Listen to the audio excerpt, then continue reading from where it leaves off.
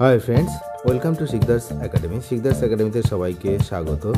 SSC 10 marks case অর্থাৎ এসএসসির যে অভিজ্ঞতা 10 নম্বর কখন দেওয়া হবে সেই বিষয়ে কিন্তু জোড়া মামলা চলছে। একদিকে সুপ্রিম কোর্ট, অন্যদিকে হাইকোর্ট। তো সুপ্রিম কোর্টে আজ এই মামলার শুনানি ছিল, তবে আজ এই মামলার শুনানি কিন্তু বেশি সময় হয়নি। যেটুকু হয়েছে তার বিস্তারিত আপডেট এই ভিডিওতে আমরা নেব এবং পরবর্তী শুনানি কখন রাখা হয়েছে সেটাও জানার চেষ্টা করব।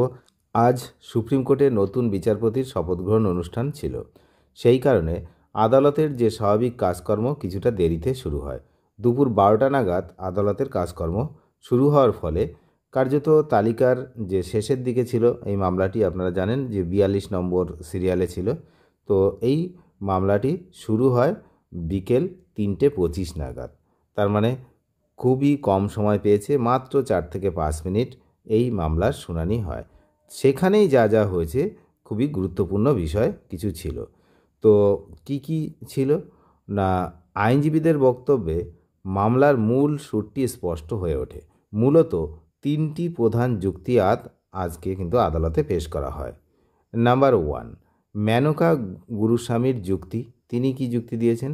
যোগ্য বা আনটেইন্টেড শিক্ষকদের পক্ষ থেকে মেনকা গুরুস্বামী জোরালো যুক্তি পেশ করেছেন। তিনি আদালতকে জানান এই মামলাটি মূলত যোগ্য এবং অযোগ্যদের পৃথক করার উদ্দেশ্যে শুরু হয়েছিল, কিন্তু বর্তমানে বিষয়টি টিচিং এক্সপিরিয়েন্স বা অভিজ্ঞতা 10 নম্বর যোগ করার আইনি জটিলতায় আটকে গেছে। তার মতে ইন্টারভিউয়ের আগে এই 10 নম্বর যোগ হবে নাকি পরে তা সম্পূর্ণভাবে একটি বিধিবদ্ধ বা লেজিসলেটিভ বিষয়, যা গেজেট নোটিফিকেশনের মাধ্যমে নির্ধারিত। তাই হাইকোর্টের এই প্রশাসনিক যে নীতিগত বিষয়ে হস্তক্ষেপ করা উচিত হবে না। অন্যদিকে কল্যাণ বন্দ্যোপাধ্যায় তিনি কি জানিয়েছেন না, কলকাতা হাইকোর্টের ডিভিশন বেঞ্চে 10 নম্বরের বিষয়টি নিয়ে একটি মামলা ইতিমধ্যে হয়েছিল এবং তা খারিজ করে দেওয়া হয়েছিল।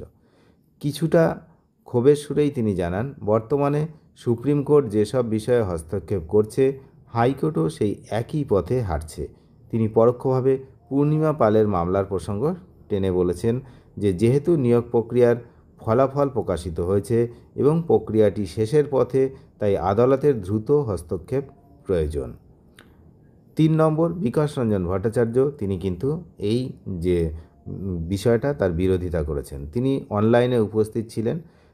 তিনি স্পষ্ট জানিয়েছেন কলকাতা হাইকোর্ট কোনো এখতিয়ার বহির্ভূত কাজ করছে না, বরং সাংবিধানিক বৈধতা ক্ষুণ্ণ হচ্ছে কিনা তা যাচাই করতেই হস্তক্ষেপ করেছে। আদালত তার নিজস্ব নিয়ম মেনেই এগোচ্ছে।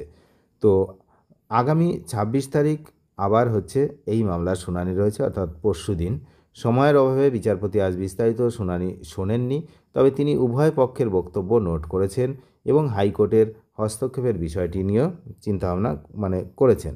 তো পরবর্তী তারিখ হচ্ছে আগামী 26 তারিখ, তখন রাখা হয়েছে। আশা করা হচ্ছে ওই দিন বিচারপতি সঞ্জয় কুমারের বেঞ্চে 10 নম্বর সংক্রান্ত জটিলতা নিয়ে একটি স্পষ্ট নির্দেশিকা কিন্তু আসতে পারে এবং চাকরি প্রার্থীদের জন্য ওই 26 তারিখটা হচ্ছে অত্যন্ত গুরুত্বপূর্ণ, সেদিকে নজর রাখতে হবে। আপনারা জানেন এই মামলার একটি পার্ট কিন্তু এদিকে হাইকোর্টেও চলছে, সেখানেও হচ্ছে শুনানি হচ্ছে। তো সেই শুনানিটা আপাতত বেশ কিছুদিন পিছিয়ে দেওয়া হয়েছে, এই সুপ্রিম কোর্টের শুনানির উপরে সব কিছু নির্ভর করছে। এখানে যদি 10 নম্বরটা পুরোপুরি বাতিল করে তাহলে তো হাইকোর্টের ওই মামলার আর কোনো প্রয়োজন নেই, আর যদি না হয় সেক্ষেত্রেও তার প্রয়োজন আছে। সমস্ত বিষয়ের আপডেট পেতে নিয়মিত আপডেটের জন্য যারা চ্যানেলে প্রথম, অবশ্যই চ্যানেলটিকে সাবস্ক্রাইব করে সঙ্গে থাকবেন। ধন্যবাদ।